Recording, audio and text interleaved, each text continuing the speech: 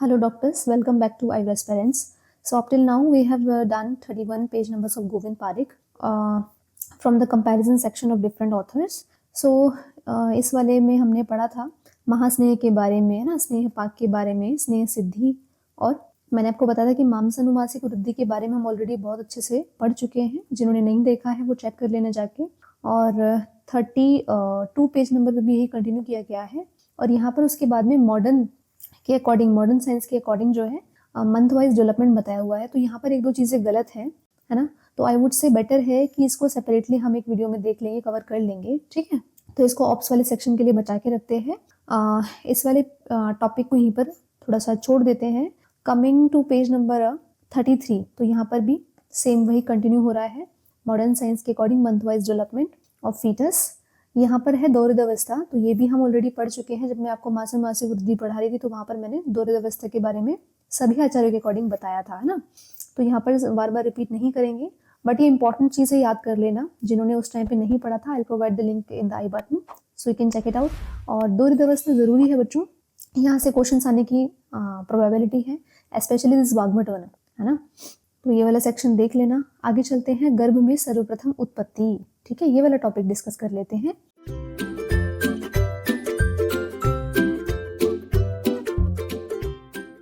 Hello everyone, myself doctor Barkha Singh, welcome back to IVS parents. तो गर्भ में सबसे पहले कौन से अंग की उत्पत्ति होती है, यहाँ पर आचार्यों ने मंथन किया हुआ है। यहाँ पर दोनों आचार्यों का मत दिया हुआ है, आचार्य चरक और सुश्रुत का। तो इसको याद कैसे कर सकते हैं, देखो, स्टार्टिंग फ्रॉम शिर।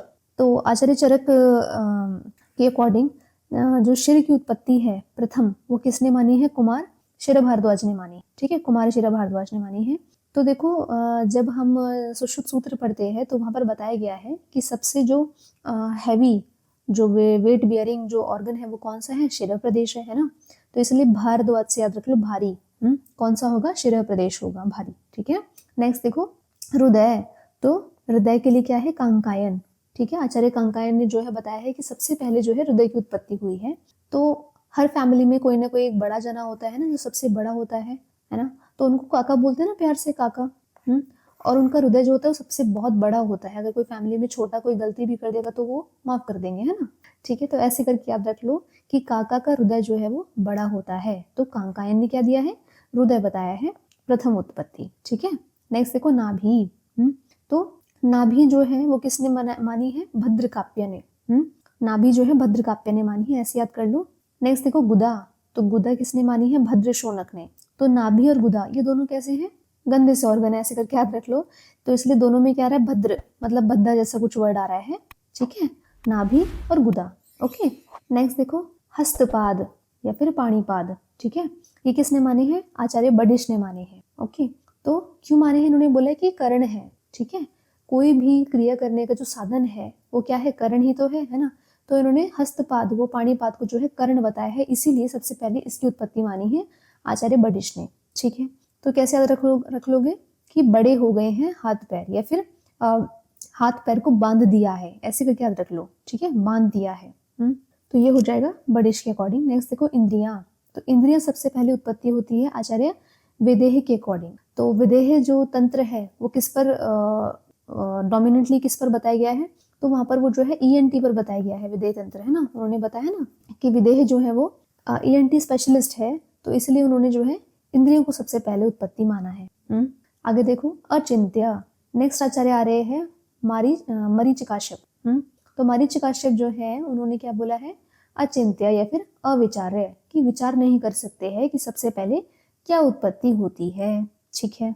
तो ऐसे आप रख लो, जो मारीच है ना, रामायण में जो मारीच करेक्टर है वो क्या है? वो ह्यूमन तो है नहीं, इसीलिए ह्यूमन फीटस में सबसे पहले किसकी उत्पत्ति होगी उसके बारे में उन्हें कोई चिंतन या फिर कोई विचार नहीं आ पाया, ठीक है।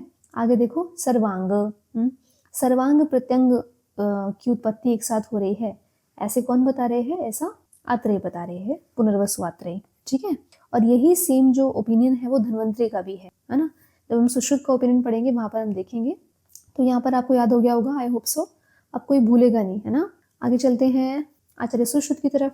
तो आचार्य सुश्रुत क्या बता रहे हैं कि शिर की उत्पत्ति सबसे पहले हुई है किसके अकॉर्डिंग? शौनक के अकॉर्डिंग, ठीक है। तो रावण से याद रख लेना कि रावण के कितने सिर थे? 100 सिर थे, ठीक है।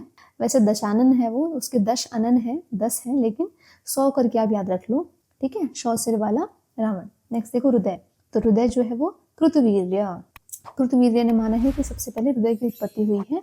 नेक्स्ट देखो पाराशर के अकॉर्डिंग जो है नाभि की उत्पत्ति सबसे पहले हुई है।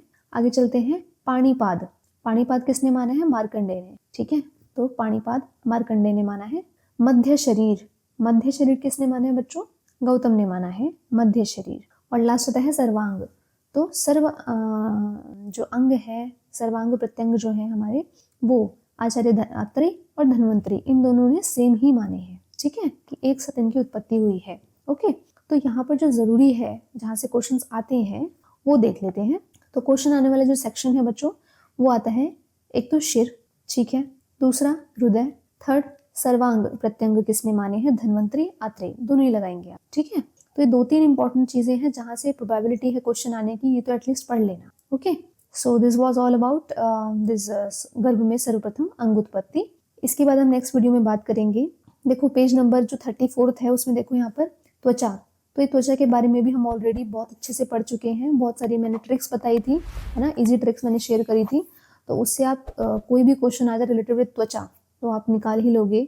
और त्वचा बहुत ज़रूरी वाला सेक्शन है, देखो यहाँ से क्वेश्चंस आने की प्रोबेबिलिटी काफ़ी ज़्यादा है, ठीक है, तो इस वाले टॉपिक को अच्छे से पढ़ लेना त्वचा को। अगर आपने वीडियो देखी हुई है तो वेल एंड गुड है, अगर नहीं देखी हुई है तो मैं लिंक प्रोवाइड कर दूंगी, सो दैट आप एक बार जाके चेक कर लेना, और जिनको रिवाइज करना है वो भी हम वहाँ पर एक बार रिवाइज कर लेना। ओके, सो त्वचा हमारा डन है, 32 पेज नंबर, देखो यहाँ पर सेम बात यहाँ तक कंप्लीट है ना। नेक्स्ट यहाँ पर विश्ववेग के बारे में बात किया, तो विश्ववेग भी हम एक बार देख चुके हैं वैसे, बट थॉरली हमने वहाँ पर नहीं देखा था, तो नेक्स्ट वीडियो में हम इसको विष वाले प्रकरण को ले लेंगे, ठीक है, विश्ववेग के लक्षण और चिकित्सा। ओके, ये हम दोनों टॉपिक जो है कवर करेंगे नेक्स्ट वीडियो में। So if you like this content useful, you can share among your friends, batchmates and juniors. With this, I ended this video. Thank you so much for watching, and you can also join our Telegram channel. The link is there in the description. All the very best. अच्छे से पढ़ते रहिए, and AIPGT बहुत ही पास है, तो time को utilise करना है, जितना हो सके मैक्सिमम रिवीजन देनी है, और क्वेश्चन प्रैक्टिस पे ध्यान देना है, ठीक है। Question practice and revision, these two are मूल मंत्र, मैं हर वीडियो में बताती ही हूँ। ये दो चीजें जिस भी स्टूडेंट ने फॉलो कर ली तो उसका सिलेक्शन होना पक्का है ना। हम क्या करते हैं, एंड मोमेंट पे सारी चीजें सोचते हैं कि ये भी याद कर ले, ये भी याद कर ले, ये भी याद कर ले, उस चक्कर में क्या होता है, जो हमारा ऑलरेडी डन है चीजें हम वो रिवाइज नहीं करते हैं, है ना। तो इसीलिए जो आपका सिलेबस जितना भी हो चुका है उसको रिवीजन दे लीजिए पहले, उसको है ना फाइनलाइज कर लेना है कि आपके एटलीस्ट इजी क्वेश्चन गलत ना हो, ठीक है। सो इन सभी सजेशंस के साथ में वीडियो को यहीं पर स्टॉप करते हैं। Thank you for watching, stay blessed.